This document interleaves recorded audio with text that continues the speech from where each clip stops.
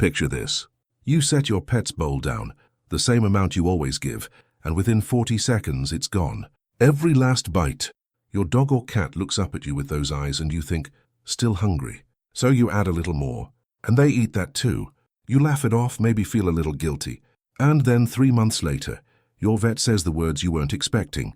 Your pet is overweight. But here's what no one tells you in that moment. It wasn't just the extra kibble. It wasn't even really about the food. Something far more interesting is happening, and psychology has finally caught up to explain it. Most people assume pet obesity is simple math. Calories in, calories out. Too much food, not enough exercise. And yes, on the surface, that's true. But if that were the whole story, the solution would be obvious: just feed less. Yet veterinary obesity rates in dogs and cats have climbed steadily for over 2 decades, even as pet owners report feeding the recommended amounts. The math should work. So why doesn't it? Because the problem isn't in the bowl. It's in the brain, both yours and your pet's. Researchers at the University of Liverpool, along with teams from the Association for Pet Obesity Prevention, have spent years studying not just what pets eat, but the behavioral and psychological systems that govern feeding in both animals and the humans who care for them. What they found restructures the entire conversation. Theo noticed it first without having a name for it. Freud, his dog, had a ritual. Every evening around 7 o'clock, Freud would start. A subtle restlessness near the kitchen, a soft whine, pacing. Even on days when he'd been fed early. Even on days when Theo knew, logically, that the bowl had been full. The behavior looked like hunger, but what it actually was is far more complex.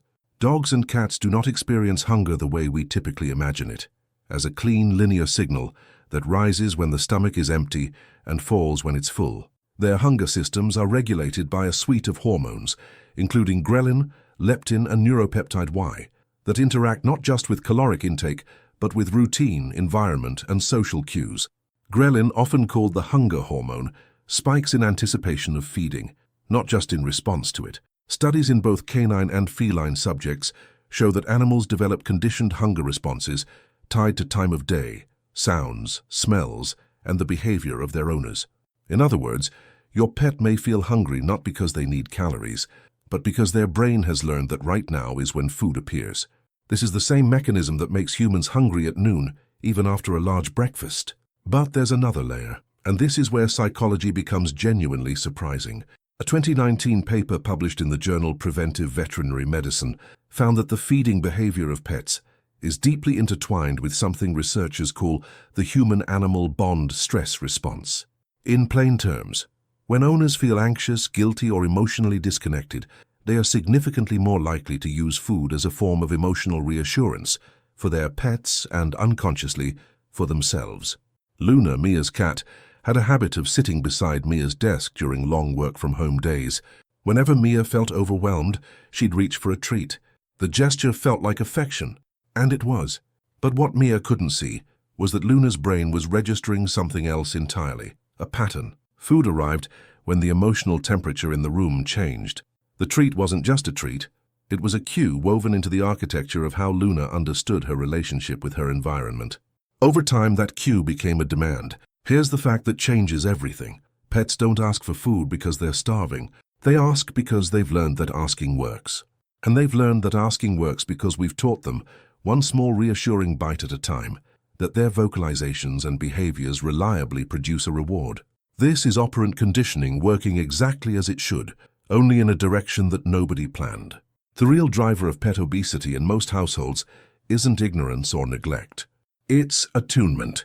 It's the fact that you're paying attention to your animal. The problem is that attention, without behavioral awareness, creates reinforcement loops we can't see happening in real time. So what can you actually do with this? Watch the clock. If your pet's hunger signals appear at a consistent time every day, you're likely looking at a conditioned response rather than genuine caloric need. The behavior is real. The physiological urgency behind it often isn't. Watch yourself too. Notice when you're most likely to offer an extra treat. Is it after a long day? During a stressful call? The moment you come home? These aren't random. They're patterns. And once you can see the pattern, you're no longer inside it. Replace the food cue with another form of interaction. A short play session, a brush, a few minutes of training. The animal isn't asking for calories. They're asking for connection. And connection, it turns out, doesn't have a caloric cost. There is something quietly profound in all of this. The reason your pet overeats isn't indifference, it's relationship. It's the fact that the bond between humans and domestic animals is so deep, so wired into both nervous systems, that it produces its own feedback loops.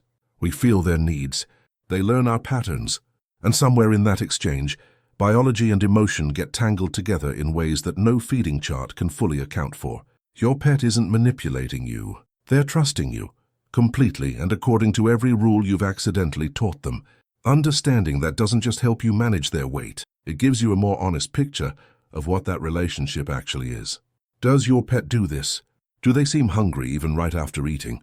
Or do they have a very specific time of day when the begging starts? Tell me about it in the comments. I want to know if you recognize your own animal in what we talked about today. And if this kind of science surprised you, you're going to want to stick around. We go deep on dog and cat psychology every week, with the research to back it up. Subscribe so you don't miss what's coming next.